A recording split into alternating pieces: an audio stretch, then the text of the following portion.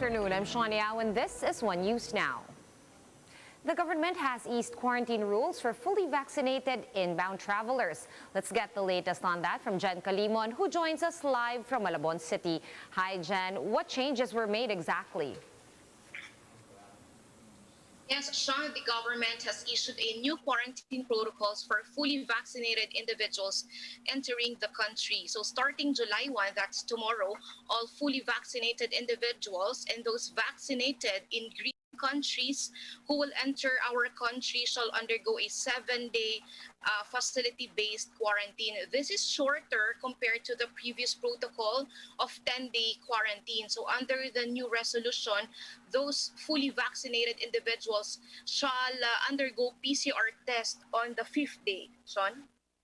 All right, what do you mean exactly, or what do the authorities mean exactly when they say green country? Which countries are these in this specific context, Jen?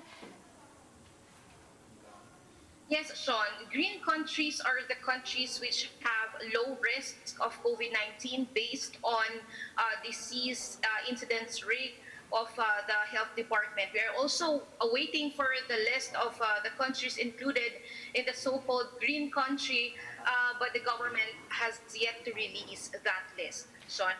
Yeah, so based on what you just said, on what the green country is, Jen, does that mean that this list is changeable, meaning it is not a permanent list, but it will always be constantly in flux? Sorry, if I was able to get your question correctly, again, the government will release the list of the countries belong to this or included in this green country list in the coming days, Sean. All right, I guess we'll expect more clarity in the coming days, Jen, regarding that. Now, let's move on to protocols for inbound travelers who are not fully vaccinated. Will these be different, a different set of guidelines compared to those who are fully vaccinated travelers that come from non-green countries? Well, Sean, for those incoming travelers or OFWs, returning OFWs who have not yet been vaccinated or fully vaccinated, and if they came from the countries not included in the green country list, they still have to undergo a 10-day facility-based quarantine and PCR test on the 7th day of their arrival. If they test negative, they still have to complete their quarantine period before going to their respective hometowns. Sean? All right, any mention today about or any update on the Delta COVID variant here in the Philippines? Any new cases so far that we do not know about? Fortunately, Sean, no local case of the Delta variant has been reported in the country. We have earlier detected 17 cases, but they came from returning or incoming travelers, incoming international travelers. So no new cases have been reported so far. Now, the travel restriction in India, Pakistan, Nepal, Sri Lanka, Bangladesh, UAE, and Oman has been extended until July 15 as a precaution against the Delta variant, Sean. And lastly, Jen, checking in on the COVID-19 situation nationwide and, of course, here in the NCR. How are we doing so far? Yes, Sean, Dr. Alitea de Guzman of the DOH Epidemiology Bureau said that the national case continues to decline slowly, but cases are still higher than last year's peak. Visayas and Mindanao peaked in June with signs of decline over the past weeks, and the rest of Luzon follows the same trend as NCR Plus. Now, as of June 29, the top regions with new cases are regions 11, 4A, 6, NCR, and Region 3. And the top areas of new cases are Davao City, Cavite, Bacolod, Bohol, and Quezon City. Now in NCR, Sean, the case trend is exhibiting a slow decline after a plateau. The average daily case in NCR from June 23 to 29 is 697. So the average daily attack rate remains high in Pateros, Makati, and San Juan. Caloocan has a high-risk healthcare utilization rate, and the ICU utilization of Makati and Parañaque are at high risk. Sean? All right, pretty spread out across the NCR cities. Thank you so much for that update. Jen Calimon joining us live from Malabon City. And the Food and Drug Administration says that less than 1% of the total vaccinated population have experienced adverse effects. In today's Laging Handa briefing, FDA Director General Eric Domingo said that the reported side effects were mostly mild. He added that only a handful of people still contracted COVID-19 after receiving their first vaccine doses, while even less got infected with the virus post full inoculation. Since after po ng second dose, wala na, no? Nakita po natin at talagang mga mild na lamang ang sakit. Pero kaya nga po lagi natin pinapaalala sa lahat, kapag kayo ay nabakunahan, unang-una, importante na pumunta kayo sa schedule ng second dose ninyo. Because you're not fully protected until 2 weeks after the second dose.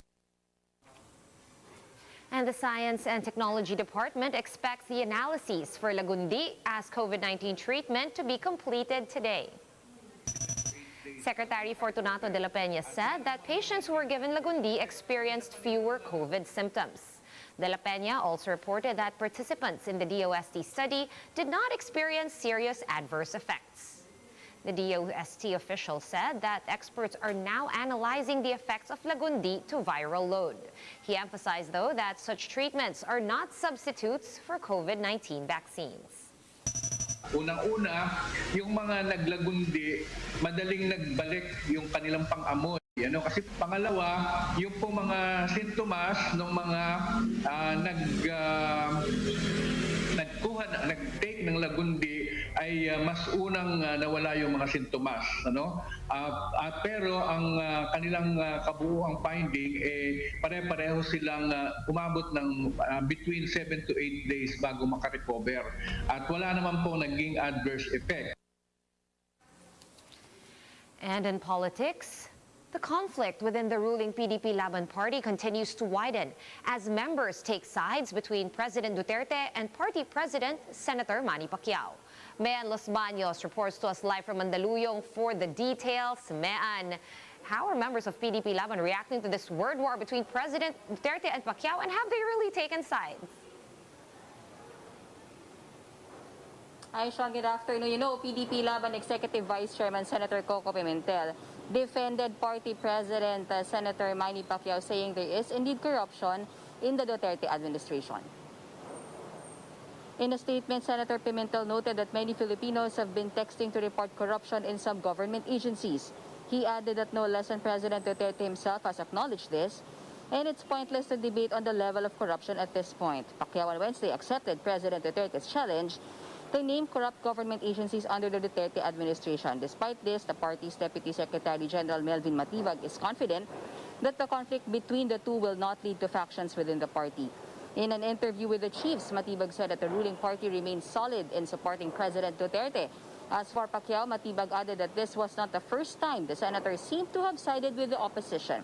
For this part, Opposition Senator Franklin Drilon told Agenda that Pacquiao should be able to provide credible evidence regarding his corruption claims.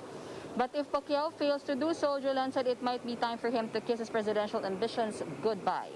Drilon also said that the conflict in PDP Laban will be good for the opposition and Filipinos since it became evident that democracy is at work. Sean, Senator Drilon said there has been no discussions yet among the opposition members whether they will welcome Senator Pacquiao if he will quit or leave the PDP Laban. And Senator Drilon said that they are now focusing their efforts on preparation if ever Vice President Leni Robredo will join the presidential race. Sean? For that update, that was Mean Los Baños live from Mandaluyong City. Here are other stories we're keeping our eyes on.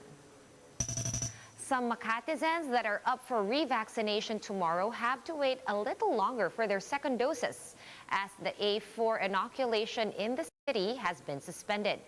In a Facebook post, the city government of Makati said it is still waiting for more vaccine supplies from the national government. And in Quezon City, Mayor Joy Belmonte has decided to terminate the LGU's contract with Zuilig Pharma's booking services called Easy Consult.